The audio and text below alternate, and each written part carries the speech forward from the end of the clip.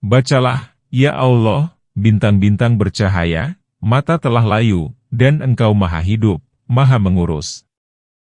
Wahai yang maha hidup lagi maha mengurus, tidurkanlah kedua mataku dan tenangkanlah malamku. Kemudian aku membaca doa ini dan lenyaplah gangguan itu.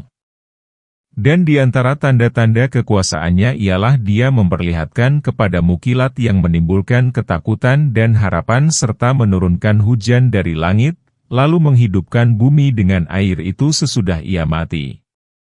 Sesungguhnya pada yang demikian itu benar-benar terdapat tanda-tanda bagi kaum yang mempergunakan akalnya, ayat 24.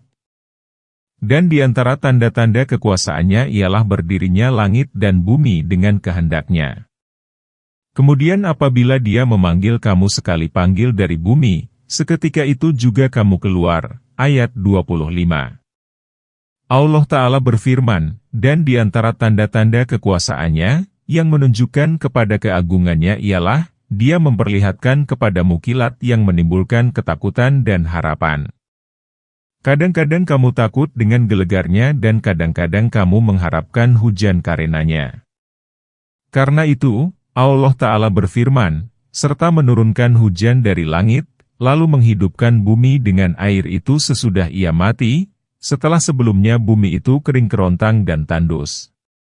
Setelah turun hujan, maka bumi pun menjadi subur, gembur, dan menumbuhkan pepohonan sehingga menjadi rimbun. Pada yang demikian itu terdapat pelajaran dan dalil yang jelas yang menunjukkan kepada adanya hari kebangkitan. Karena itu, Allah Ta'ala berfirman, sesungguhnya pada yang demikian itu benar-benar terdapat tanda-tanda bagi kaum yang mempergunakan akalnya. Kemudian Allah Ta'ala berfirman, dan di antara tanda-tanda kekuasaannya ialah berdirinya langit dan bumi dengan iradatnya, yaitu pada saat bumi berganti dengan bumi lain dan orang-orang mati keluar dari kubur dalam keadaan hidup dengan iradat, kehendak dan seruannya kepada mereka. Karena itu, Allah Ta'ala berfirman, kemudian apabila Dia memanggil kamu sekali panggil dari bumi, seketika itu juga kamu keluar dari bumi. Hal ini sebagaimana firman Allah Ta'ala, maka sesungguhnya kebangkitan itu hanya dengan satu seruan saja. Maka tiba-tiba mereka melihat kebangkitan. Dan kepunyaannya lah siapa yang ada di langit dan di bumi. Semuanya tunduk kepadanya, ayat 26. Dan Dialah yang menciptakan dari permulaan, kemudian mengembalikannya. Dan menghidupkan kembali itu adalah lebih mudah baginya. Dan baginya lah sifat yang maha tinggi di langit dan di bumi. Dialah yang maha perkasa lagi maha bijaksana, ayat 27. Allah Ta'ala berfirman, dan kepunyaannya lah siapa yang ada di langit dan di bumi, yaitu kerajaan dan hambanya. Semuanya tunduk kepadanya. Semuanya takluk dan tunduk kepada Allah baik dengan patuh maupun terpaksa. Firman Allah Ta'ala, dan Dialah yang menciptakan dari permulaan, kemudian mengembalikannya. Dan menghidupkan kembali itu adalah lebih mudah baginya. Semuanya adalah mudah bagi Allah. Firman Allah Ta'ala, dan baginya lah sifat yang maha tinggi di langit dan di bumi. Menurut Ibnu Abbas, penggalan ini seperti firman Allah, tidak ada satu perkara pun yang serupa dengan Dia. Dia maha mendengar lagi maha melihat, surat Aswaro, ayat 11. Qatadah berkata, penggalan itu senada dengan, tidak ada Tuhan kecuali Dia dan tidak ada Rob selain Dia. Dialah yang maha perkasa, sehingga tidak dapat dikalahkan, lagi maha bijaksana, dalam setiap perkataan dan perbuataannya, baik yang menyangkut syara, mencegah dan memutuskan, maupun takdir. Dia membuat perumpamaan untukmu dari dirimu sendiri. Apakah ada di antara hamba-hambanya yang dimiliki oleh tangan kananmu, sekutu bagimu dalam hal rezeki yang telah kami berikan kepadamu? Maka kamu sama dengan mereka dalam hal rezeki itu. Kamu takut kepada mereka sebagaimana kamu takut kepada dirimu sendiri. Demikianlah kami jelaskan ayat-ayat bagi kaum yang berakal, ayat 28. Tetapi orang-orang yang zalim mengikuti hawa nafsunya tanpa ilmu pengetahuan. Maka siapakah yang akan menunjukkan orang yang telah disesatkan Allah? Dan tiadalah bagi mereka seorang penolong pun, ayat 29. Ini merupakan perumpamaan yang diberikan Allah Ta'ala bagi orang-orang yang menyekutukannya. Walaupun begitu, mereka mengakui bahwa sekutu-sekutu yang menjadi tandingan Allah itu merupakan hambanya juga. Mereka mengatakan, kami memenuhi seruanmu. Tidak ada sekutu bagimu kecuali sekutu yang juga engkau miliki berikut apa yang ia miliki. Maka Allah Ta'ala berfirman, Dia membuat perumpamaan untukmu dari dirimu sendiri. Kamu dapat melihat dan memahami perumpamaan itu melalui dirimu sendiri. Apakah ada di antara hamba-hambanya yang dimiliki oleh tangan kananmu, sekutu bagimu dalam hal rezeki yang telah kami berikan kepadamu? Maka kamu sama dengan mereka dalam hal rezeki itu. Yakni, apakah salah seorang di antara kamu rela jika budaknya menjadi sekutu? Relakah majikan dan budak bersekutu dalam harta? Kamu takut kepada mereka sebagaimana kamu takut kepada dirimu sendiri. Kamu khawatir kalau budak itu akan mengambil harta yang menjadi bagianmu. Maksud ayat tersebut, kamu tidak suka memiliki sekutu, lalu mengapa kamu menempatkan sekutu bagi Allah dari kalangan makhluknya? Hal ini sebagaimana firman Allah Ta'ala, dan mereka memberikan untuk Allah apa yang dibenci oleh kamu sendiri. Kamu menisbatkan kepada Allah sesuatu yang kamu sendiri tidak suka dan tidak rela bila dinisbatkan kepada dirimu. Inilah kekafiran yang terhebat. Setelah Allah memperingatkan manusia dengan perumpamaan yang menunjukkan kesucian dan kebersihannya dari sekutu secara lebih utama daripada kebersihan manusia, maka Dia berfirman, demikianlah kami jelaskan ayat-ayat bagi kaum yang berakal. Kemudian Allah Ta'ala menerangkan bahwa kaum musyrik itu menyembah selainnya karena kedunguan dan kebodohan mereka sendiri. Tetapi orang-orang yang zalim, yaitu orang-orang yang menzalimi dirinya sendiri dengan melakukan kemusyrikan, mengikuti hawa nafsunya, dalam hal penyembahan tandingan-tandingan tanpa ilmu pengetahuan. Maka siapakah yang akan menunjukkan orang yang telah disesatkan Allah? Tidak ada seorang pun yang dapat menunjukkan orang yang telah ditetapkan Allah sebagai orang yang sesat. Dan tiadalah bagi mereka seorang penolong pun. Mereka tidak dapat melepaskan diri dari kekuasaan Allah, tidak dapat berlindung, dan mengelak, sebab apa yang dikehendakinya akan terjadi, dan apa yang tidak dikehendakinya tidak akan terjadi. Maka hadapkanlah wajahmu dengan lurus kepada agama. Tetaplah pada fitrah Allah yang telah menciptakan manusia menurut fitrah itu. Tidak ada perubahan pada fitrah Allah. Itulah agama yang lurus. Namun, kebanyakan manusia tidak mengetahui, ayat 30. Dengan kembali bertaubat kepadanya. Bertakwalah kepadanya, dirikanlah sholat, dan janganlah kamu termasuk orang-orang musyrik, ayat 31. Yaitu orang-orang yang memecah belah agama mereka dan mereka menjadi beberapa golongan. Tiap-tiap golongan merasa bangga dengan apa yang ada pada golongan mereka, ayat 32. Allah Ta'ala berfirman, luruskanlah wajahmu dan senantiasa tetaplah di dalam agamamu, yaitu agama Ibrahim yang lurus, agama yang ditunjukkan Allah kepadamu, serta disempurnakannya bagimu dengan sesempurna mungkin. Di samping itu, tetap teguhlah kamu di dalam fitrahmu yang baik. Allah telah menciptakan makhluk di atas fitrah itu.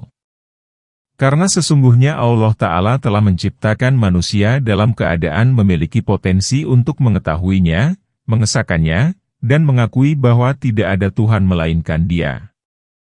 Hal ini telah dikemukakan tatkala menafsirkan ayat, dan Allah mengambil kesaksian mereka atas diri mereka sendiri, bukankah aku Tuhanmu?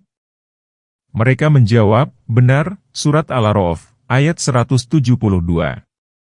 Dalam sebuah hadis dikatakan, aku telah menciptakan hamba-hambaku dalam keadaan hanif, suci. Kemudian setan-setan menggelincirkan mereka dari agama mereka.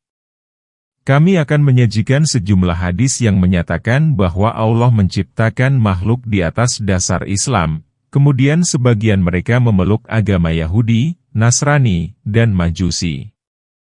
Firman Allah Ta'ala, tidak ada perubahan pada fitrah Allah.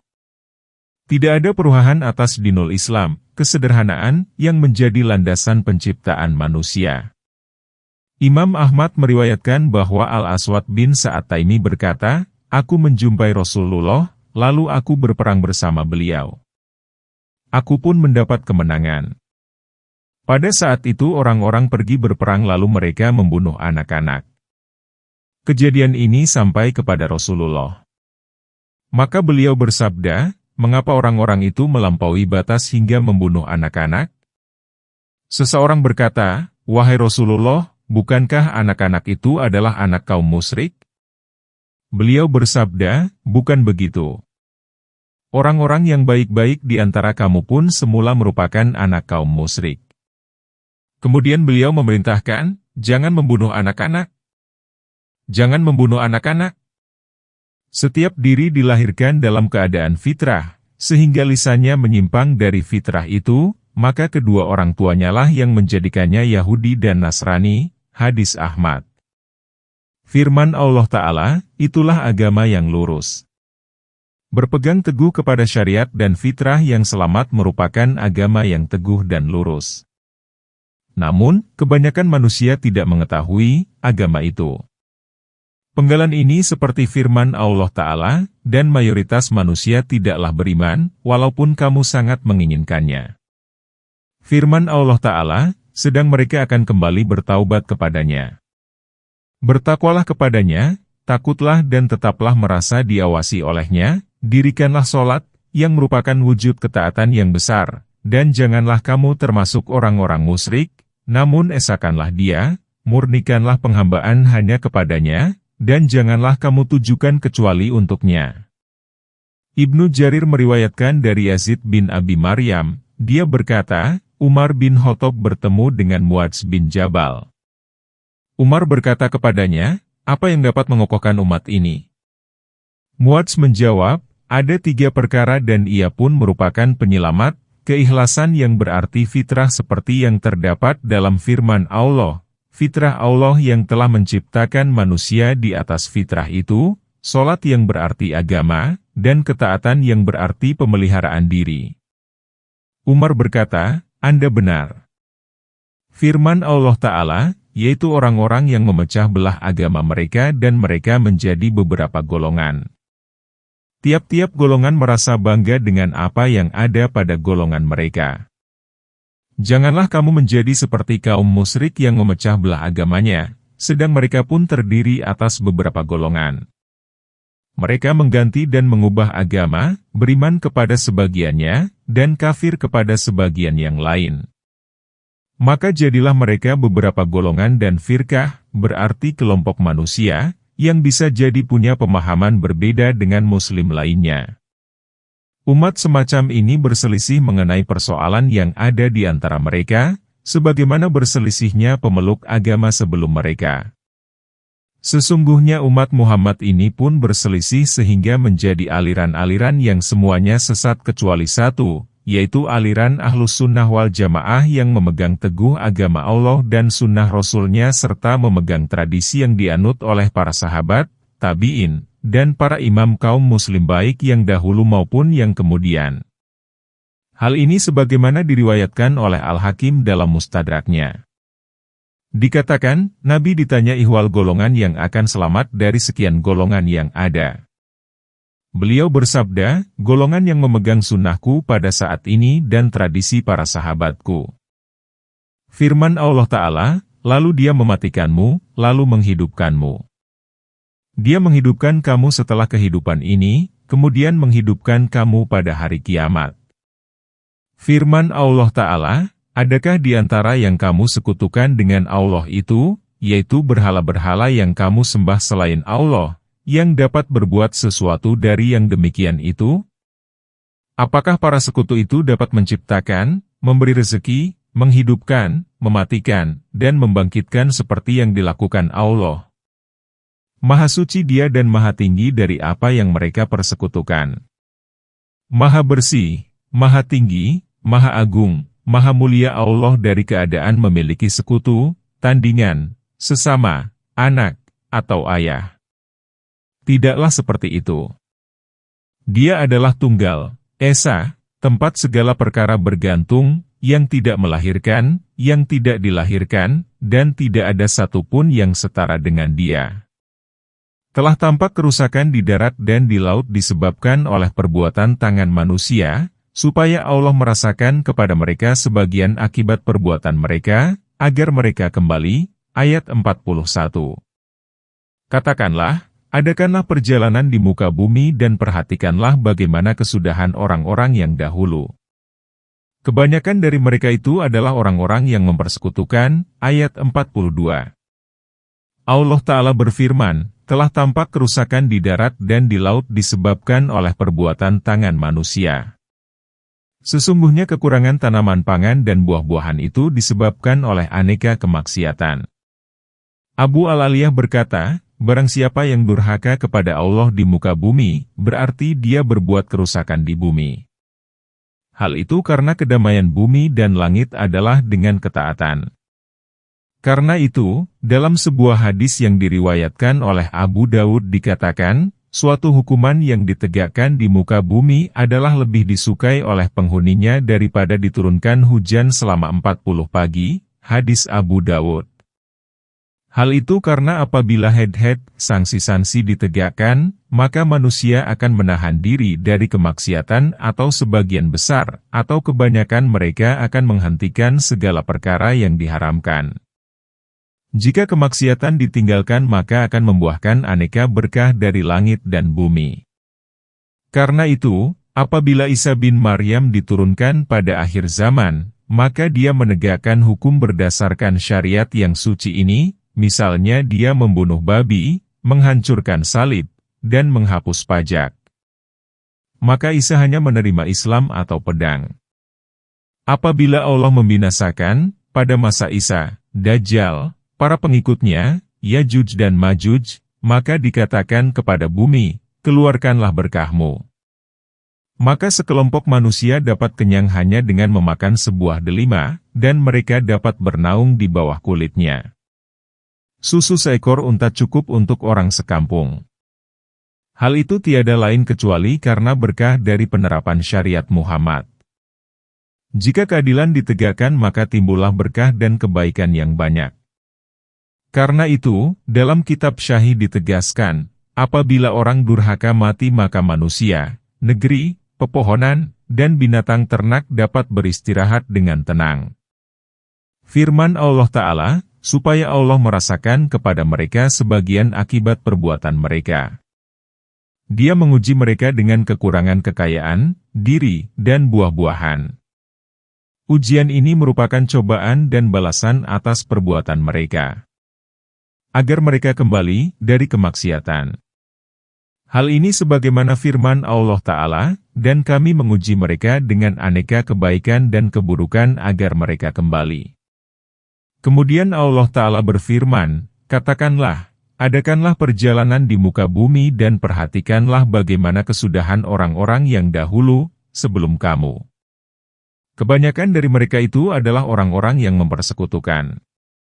Perhatikanlah azab yang telah menimpa mereka lantaran mendustakan para rasul dan kufur terhadap nikmat. Oleh karena itu, hadapkanlah wajahmu kepada agama yang lurus sebelum datang dari Allah suatu hari yang tidak dapat ditolak.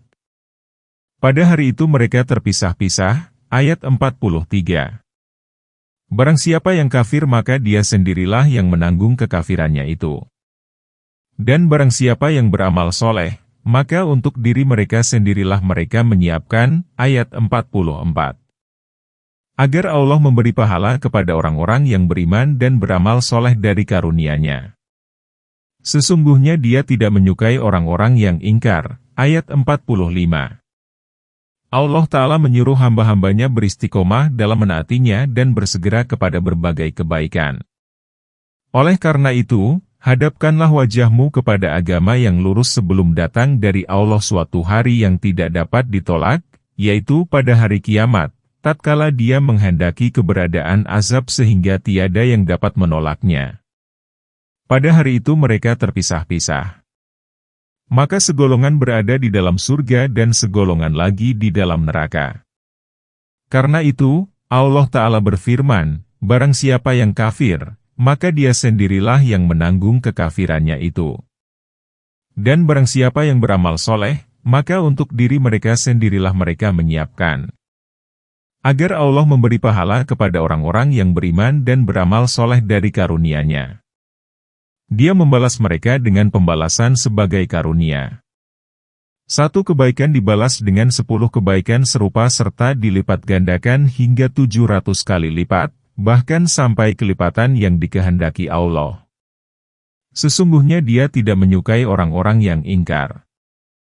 Walaupun begitu, Dia Maha Adil terhadap mereka, maka Dia tidak berbuat zalim kepada seorang pun. Dan di antara tanda-tanda kekuasaannya ialah bahwa Dia mengirimkan angin sebagai pembawa berita gembira, untuk merasakan kepadamu sebagian dari rahmat-Nya, supaya kapal dapat berlayar dengan perintah-Nya, dan supaya kamu dapat mencari karunia-Nya. Mudah-mudahan kamu bersyukur. Ayat 46. Dan sesungguhnya kami telah mengutus sebelum kamu beberapa orang rasul kepada kaumnya. Mereka datang kepadanya dengan membawa keterangan-keterangan, lalu kami lakukan pembalasan terhadap orang-orang yang berdosa. Dan kami selalu berkewajiban menolong orang-orang yang beriman. Ayat 47. Allah Ta'ala menceritakan macam-macam nikmat yang telah dianugerahkan kepada makhluk-Nya, nikmat yang berkenaan dengan pengiriman angin sebagai pembawa berita gembira akan turunnya hujan setelah angin berhembus. Karena itu, Dia berfirman, untuk merasakan kepadamu sebagian dari rahmat-Nya, berupa turunnya hujan, lalu Ia menghidupkan hamba dan negeri. Supaya kapal dapat berlayar dengan perintah-Nya, di lautan yang dijalankan dengan angin, dan supaya kamu dapat mencari karunia-Nya, melalui perdagangan, pencarian penghidupan, dan perjalanan dari satu daerah ke daerah lain. Mudah-mudahan kamu bersyukur kepada Allah Ta'ala atas macam-macam nikmat-Nya baik yang nyata maupun yang tersembunyi, yang tidak dapat dihitung dan dihinggakan. Kemudian Allah Ta'ala berfirman, dan sesungguhnya kami telah mengutus sebelum kamu beberapa orang rasul kepada kaumnya. Mereka datang kepadanya dengan membawa keterangan-keterangan, lalu kami lakukan pembalasan terhadap orang-orang yang berdosa. Penggalan ini menghibur Rasulullah bahwa apabila dia didustakan oleh kaumnya, maka para rasul sebelum dia pun telah didustakan, padahal mereka membawa aneka dalil yang jelas. Karena itu, Allah menghukum orang-orang yang mendustakan dan menyelamatkan orang-orang yang beriman kepada Rasul-Nya. Dan kami selalu berkewajiban menolong orang-orang yang beriman. Yakni merupakan hak yang dibebankan atas Zat-Nya untuk diberikan kepada hamba-Nya sebagai kemurahan dan karunia dari sisi-Nya. Hal ini sebagaimana firman Allah, Tuhanmu telah menetapkan atas Zat-Nya pemberian rahmat. Allah, Dialah yang mengirim angin, lalu angin itu menggerakkan awan dan Allah membentangkannya di langit menurut yang dikehendakinya dan menjadikannya bergumpal-gumpal, lalu kamu melihat hujan dari celah-celahnya. Maka apabila hujan itu turun menimpa hamba-hamba yang dikehendakinya, tiba-tiba mereka menjadi gembira. Ayat 48. Dan sesungguhnya sebelum hujan diturunkan kepada mereka, mereka benar-benar telah berputus asa. Ayat 49. Maka perhatikanlah bekas-bekas rahmat Allah, bagaimana Allah menghidupkan bumi yang sudah mati. Sesungguhnya Tuhan yang demikian itu benar-benar berkuasa menghidupkan orang-orang yang telah mati. Dan Dia Maha Kuasa atas segala sesuatu. Ayat 50. Dan sungguh, jika kami mengirimkan angin, lalu mereka melihat tumbuhan menjadi kuning, benar-benar tetaplah mereka sesudah itu menjadi orang yang ingkar. Ayat 51. Allah Ta'ala menerangkan bagaimana Dia menciptakan awan yang akan menurunkan hujan. Dia berfirman, Allah, Dialah yang mengirim angin, lalu angin itu menggerakkan awan, yang berasal dari uap samudra dan dari uap-uap perkara yang dikehendaki Allah. Dan Allah membentangkannya di langit menurut yang dikehendakinya. Dia meluaskan, memperbanyak, dan mengembangkannya hingga memenuhi seisi ufuk. Kadang-kadang awan itu datang dari samudra dalam keadaan berat dan penuh dengan air. Hal ini sebagaimana firman Allah, dan Dialah yang meniupkan angin sebagai pembawa berita gembira sebelum kedatangan rahmat-Nya. Hingga apabila angin itu telah membawa awan mendung, kami giring ke suatu daerah yang tandus. Seperti itulah kami membangkitkan orang-orang yang telah mati. Mudah-mudahan kamu mengambil pelajaran, Surat Al-A'raf, ayat 57. Sedangkan di dalam surah ini, Allah berfirman, Allah, Dialah yang mengirim angin, lalu angin itu menggerakkan awan dan Allah membentangkannya di langit menurut yang dikehendakinya dan menjadikannya bergumpal-gumpal, berupa gumpalan hitam, berat, dan dekat ke bumi. Firman Allah Ta'ala, lalu kamu melihat hujan dari celah-celahnya. Lalu kamu melihat hujan menetes dari awan.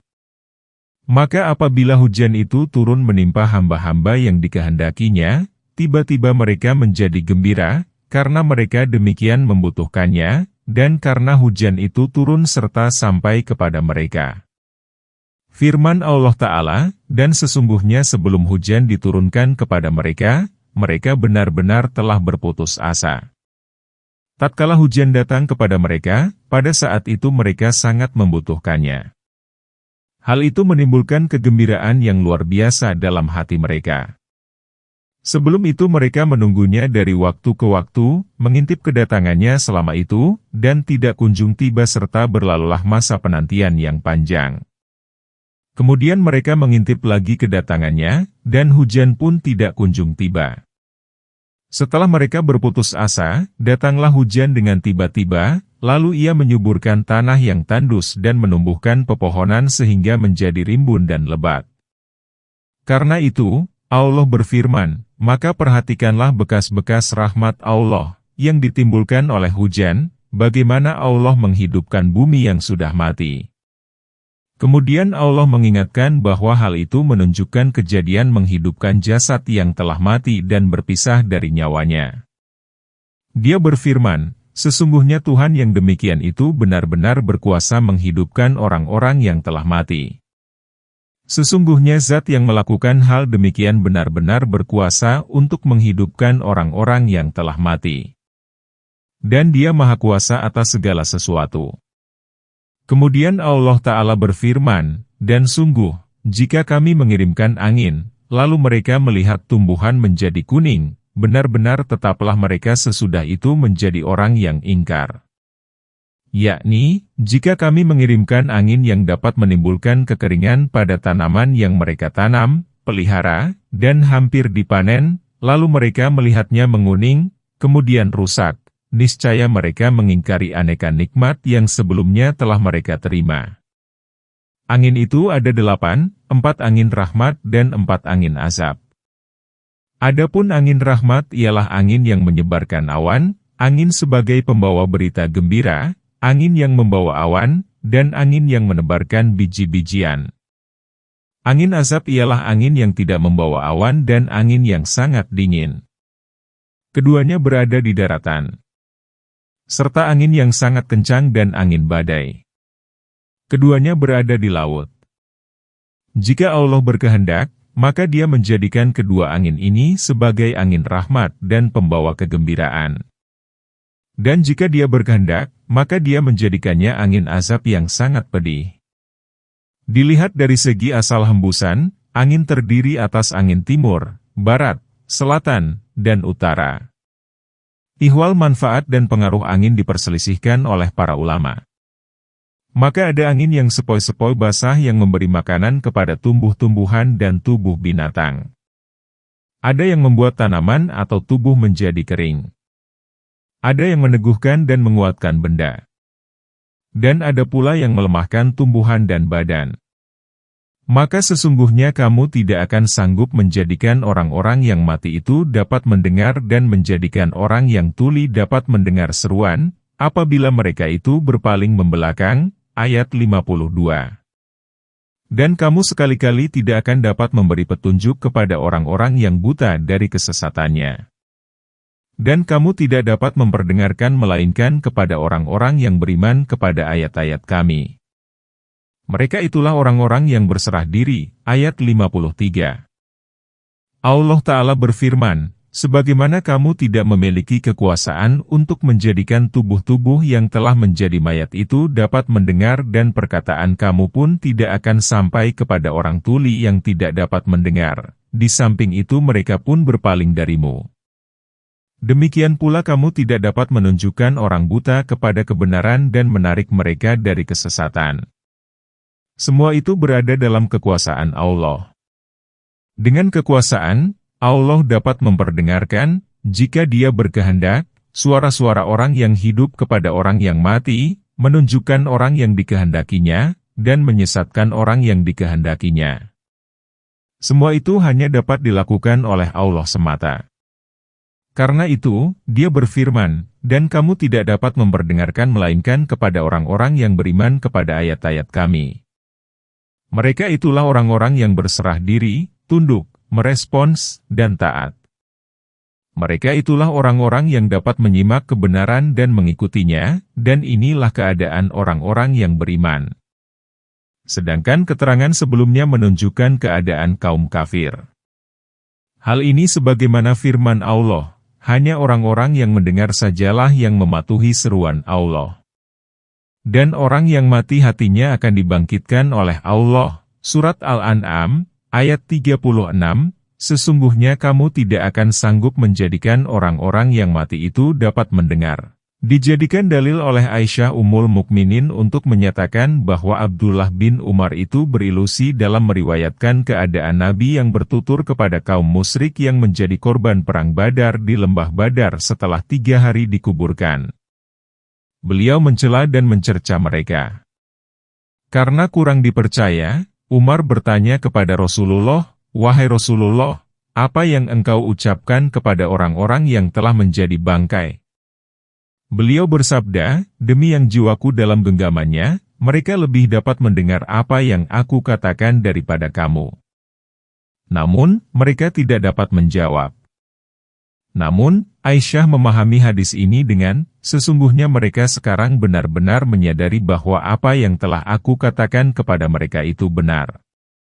Dalam kaitan ini Qatadah berkata, Allah menghidupkan kaum musyrik untuk Nabi sehingga mereka dapat mendengar ucapan beliau yang bernada mencela, mencerca, dan mengutuk.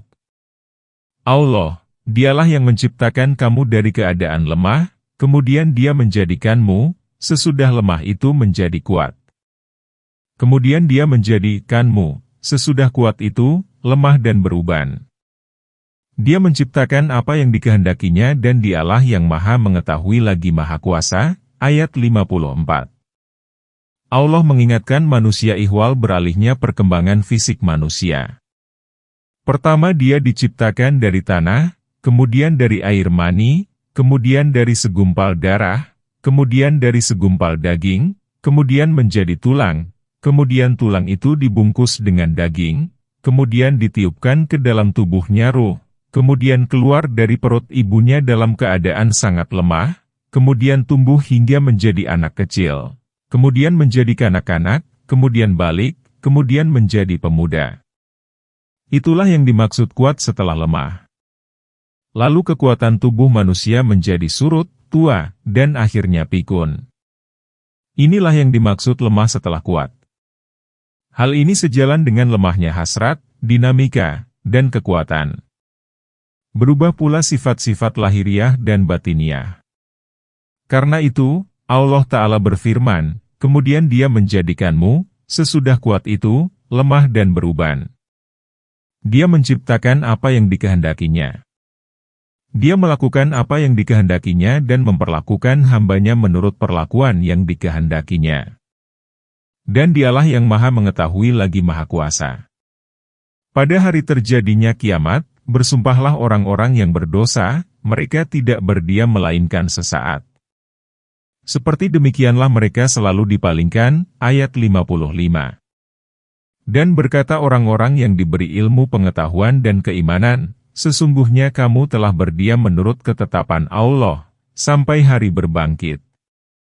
Maka inilah hari berbangkit itu, namun kamu selalu tidak meyakini, ayat 56. Maka pada hari itu tidak bermanfaat bagi orang-orang yang zalim permintaan uzur mereka, dan tidak pula mereka diberi kesempatan bertaubat lagi. Ayat 57.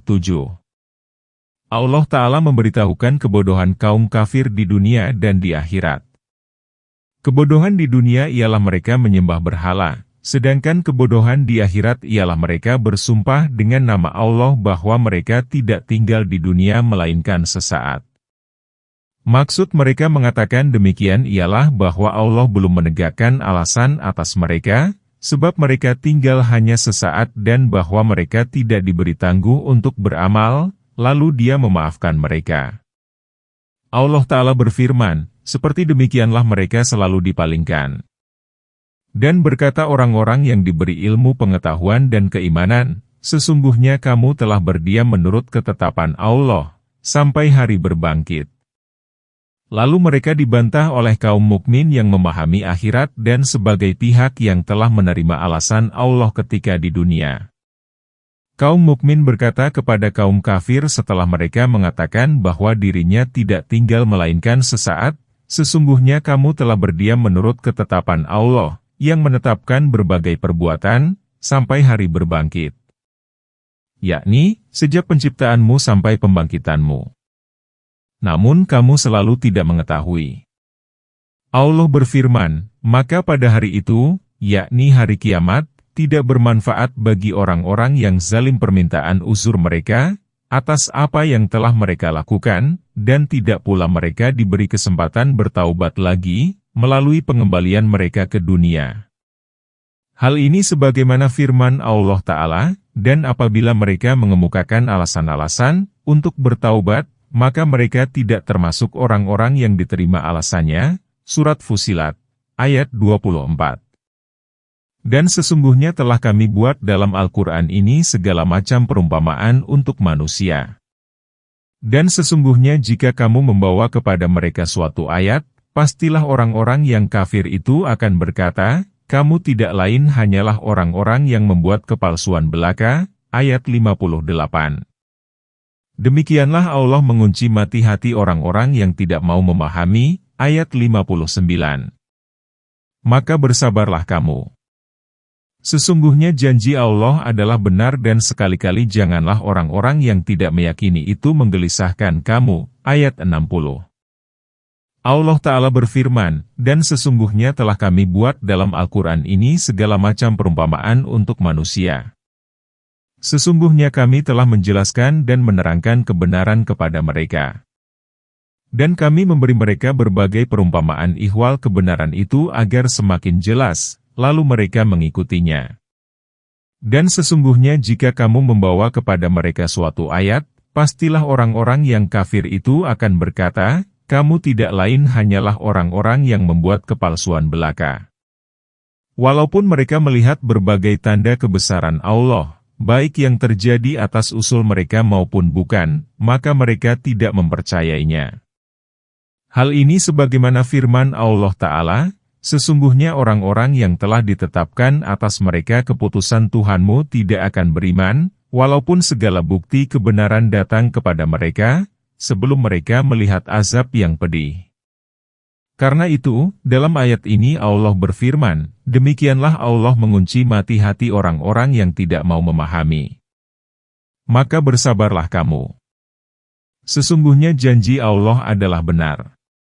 Bersabarlah dalam menghadapi keingkaran dan bantahan mereka, karena sesungguhnya Allah telah menjanjikan kepadamu dan orang-orang yang bersamamu pertolongan untuk mengalahkan mereka di dunia dan di akhirat. Dan sekali-kali janganlah orang-orang yang tidak meyakini itu menggelisahkan kamu. Jangan gundah, justru konsistenlah kamu di atas risalah yang kamu bawa dari Allah, karena ia merupakan kebenaran yang tidak diragukan lagi, dan janganlah kamu berpaling darinya, karena selain itu tidak ada lagi petunjuk yang dapat diikuti. Bahkan risalah itu merupakan kebenaran semata dan mutlak. Said meriwayatkan dari Qatadah, salah seorang Khawarij memanggil Ali ketika dia tengah sholat subuh. Orang Khawarij itu berkata, sesungguhnya Allah telah mewahyukan kepadamu dan kepada para nabi sebelum kamu, sesungguhnya jika kamu syirik, niscaya amalmu benar-benar akan dihapus dan jadilah kamu termasuk orang-orang yang merugi. Ali menyimak ayat itu hingga dia memahami tujuan orang Khawarij itu. Maka Ali menjawabnya, ketika dia dalam sholat, maka bersabarlah kamu. Sesungguhnya janji Allah adalah benar. Dan sekali-kali janganlah orang-orang yang tidak meyakini itu menggelisahkan kamu. Demikianlah ringkasan surah Ar-Rum. Kepunyaan Allah lah segala puja dan karunia. Kami memohon kepada Allah Ta'ala kiranya Dia memudahkan peringkasan ini hingga usai. Sesungguhnya Dia Maha Mendengar, Maha Dekat, dan Maha Memenuhi permohonan. Ringkasan surah Ar-Rum ini akan diikuti dengan surah Luqman. Segala puji kepunyaan Allah, Rob semesta alam. Surah ke-31, Luqman. Surah Makkiyah ada 43 ayat, ayat 27-29 surah Madaniyah, diturunkan setelah surah As-Safaat. Dengan nama Allah yang Maha Pemurah dan Maha Penyayang. Alif Lam Mim, ayat 1, inilah ayat-ayat Alkitab yang mengandung hikmah, ayat 2. Merupakan petunjuk dan rahmat bagi orang-orang yang berbuat baik, ayat 3. Yaitu, orang-orang yang mendirikan sholat dan menunaikan zakat, sedang mereka meyakini akhirat, ayat 4. Mereka itulah orang-orang yang berada di atas petunjuk dari Tuhannya dan mereka itulah orang-orang yang beruntung, ayat 5. Pembicaraan mengenai huruf yang terpotong-potong pada awal surah telah dikemukakan pada permulaan surah Al-Baqarah. Sesungguhnya Allah Ta'ala menjadikan Al-Quran ini sebagai petunjuk, penawar, dan rahmat bagi orang-orang yang berbuat baik. Mereka adalah orang-orang yang membaguskan amal dalam mengikuti syariat. Karena itu, mereka mendirikan sholat yang difardukan selaras dengan batasan dan waktunya serta menyertainya dengan sholat sunnah, baik yang rawatib maupun yang bukan. Mereka pun menunaikan zakat yang telah difardukan atas mereka kepada para mustahiknya, orang-orang yang pantas menerima zakat. Mereka bersilaturahmi kepada karib kerabat dan meyakini akan adanya negeri akhirat. Karena itu, mereka menyukai pahala perbuatan di atas karena Allah. Barang siapa yang berbuat demikian maka dia termasuk orang-orang yang dikatakan Allah sebagai, mereka itulah orang-orang yang berada di atas petunjuk dari Tuhannya, yakni berada di atas penjelasan, keterangan, dan manhaj, jalan yang terang lagi jelas. Dan mereka itulah orang-orang yang beruntung, di dunia dan akhirat.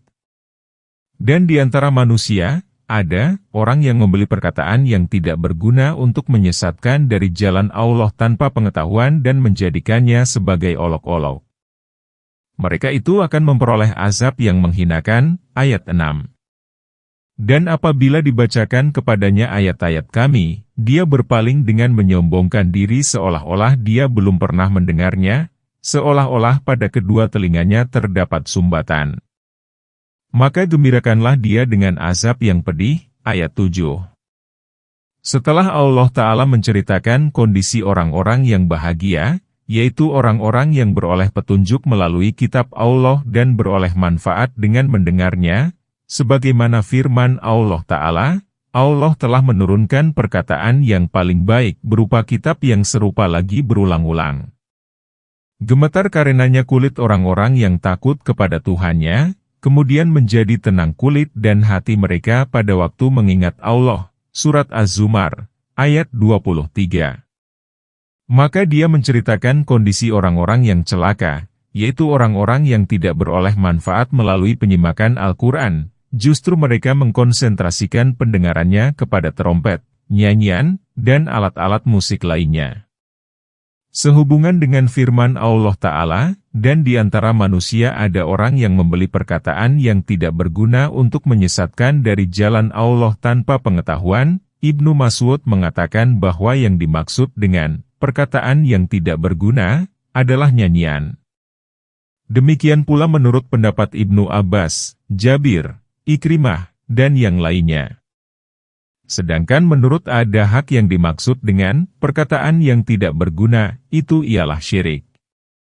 Penafsiran ini dipilih oleh Ibnu Jarir. Perkataan yang tidak berguna ialah ungkapan-ungkapan yang memalingkan manusia dari ayat-ayat Allah dan jalannya. Firman Allah Ta'ala, untuk menyesatkan dari jalan Allah, berarti dia berbuat demikian hanya untuk menyalahi Islam dan pemeluknya. Firman Allah Ta'ala, dan menjadikannya sebagai olok-olok, berarti dia mengolok-olokannya. Firman Allah, mereka itu akan memperoleh azab yang menghinakan, yakni sebagaimana mereka telah menghinakan ayat-ayat Allah, maka mereka juga akan dihinakan dengan azab yang terus-menerus pada hari kiamat. Kemudian Allah Ta'ala berfirman, dan apabila dibacakan kepadanya ayat-ayat kami, dia berpaling dengan menyombongkan diri seolah-olah dia belum pernah mendengarnya, seolah-olah pada kedua telinganya terdapat sumbatan. Apabila ayat-ayat Al-Quran dibacakan kepada orang-orang yang berkonsentrasi kepada senda gurau, permainan, dan nyanyian, maka dia berpaling dari ayat itu, membelakang, dan pura-pura tuli. Sebenarnya dia tidak tuli karena pendengarannya tidak sakit dan tidak mengalami gangguan. Maka gembirakanlah dia dengan azab yang pedih pada hari kiamat. Azab itu memedihkannya sebagaimana dahulu dia merasa pedih jika mendengar kitab Allah dan ayat-ayatnya. Tidak diragukan lagi bahwa hal ini merupakan pembalasan yang setimpal dengan jenis perbuatannya. Tuhanmu tidak menzalimi seorang pun. Sesungguhnya orang-orang yang beriman dan melakukan amal-amal soleh, bagi mereka surga yang penuh kenikmatan. Ayat 8.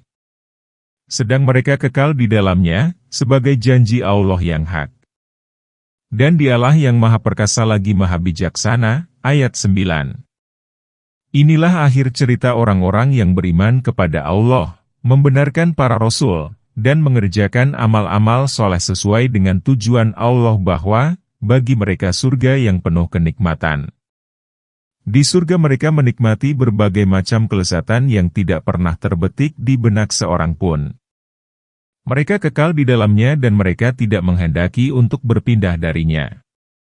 Firman Allah Ta'ala, sebagai janji Allah yang hak, yakni hal itu pasti terjadi. Allah tidak akan mengingkari janji karena Dia Maha Pemurah lagi Maha Pemberi Karunia, yang mengerjakan apa yang Dia kehendaki, dan yang Maha Kuasa atas segala sesuatu. Dan Dialah yang Maha Perkasa, yang menaklukkan segala sesuatu dan menundukkan kepada kekuasaannya, lagi Maha Bijaksana, dalam berbagai perbuatan dan perkataannya, yang menjadikan Al-Quran sebagai petunjuk bagi orang-orang yang beriman. Dia telah menciptakan langit tanpa tiang yang kamu melihatnya. Dia menetapkan gunung-gunung di bumi agar bumi tidak menggoyangkanmu. Dia mengembangbiakan segala jenis binatang di dalamnya. Dan kami telah menurunkan air dari langit, lalu kami menumbuhkan di sana segala jenis tumbuh-tumbuhan yang baik. Ayat 10. Inilah ciptaan Allah. Maka perlihatkanlah kepadaku apa yang telah diciptakan oleh orang-orang selain Dia. Sebenarnya orang-orang zalim itu berada dalam kesesatan yang nyata. Ayat 11. Melalui ayat ini Allah menerangkan kekuasaannya yang besar atas penciptaan langit, bumi, perkara yang ada di dalam keduanya, dan perkara yang ada di antara keduanya. Maka Dia berfirman, Dia telah menciptakan langit tanpa tiang, baik terlihat maupun tidak. Penjelasan masalah ini telah dikemukakan pada permulaan surah Ar-Ra'd sehingga tidak perlu diulang lagi di sini. Dia menetapkan gunung-gunung di bumi, sebagai pasaknya agar bumi ini tidak menggoyangkan penghuninya. Karena itu, Dia berfirman, agar bumi tidak menggoyangkanmu. Firman Allah Ta'ala, Dia mengembangbiakan segala jenis binatang di dalamnya, berarti Dia telah mengembangbiakan berbagai jenis binatang yang tidak dapat diketahui jumlah, bentuk, dan jenisnya kecuali oleh yang telah menciptakannya. Sesungguhnya Dia telah mengingatkan manusia bahwa Dialah yang Maha memberi rezeki melalui firman-Nya, dan kami telah menurunkan air dari langit, lalu kami menumbuhkan di sana segala jenis tumbuhan yang baik, yakni segala jenis tumbuh-tumbuhan. Firman Allah Ta'ala, inilah ciptaan Allah, berarti ciptaan yang bersumber dari penciptaan Allah, perbuatan, dan takdirnya semata, tiada sekutu baginya dalam penciptaan itu. Karenanya, Allah Ta'ala berfirman, maka perlihatkanlah kepadaku apa yang telah diciptakan oleh orang-orang selain Dia, yaitu orang-orang berupa perkara yang kamu sembah dan seru selain Allah seperti berhala dan tandingan. Sebenarnya orang-orang zalim itu, yakni orang-orang yang menyekutukan Allah dan menyembah hal lain bersamanya, berada dalam kesesatan, yakni kebodohan dan kebutaan, yang nyata, terang, dan jelas. Sesungguhnya kami telah memberi Luqman hikmah, yaitu, bersyukurlah kepada Allah. Barang siapa yang bersyukur maka sesungguhnya dia bersyukur untuk dirinya sendiri. Dan barang siapa yang ingkar maka sesungguhnya Allah Maha Kaya lagi Maha Terpuji. Ayat 12. Para ulama salaf berbeda pendapat mengenai Luqman, apakah dia seorang nabi atau hamba Allah yang soleh tanpa menerima kenabian?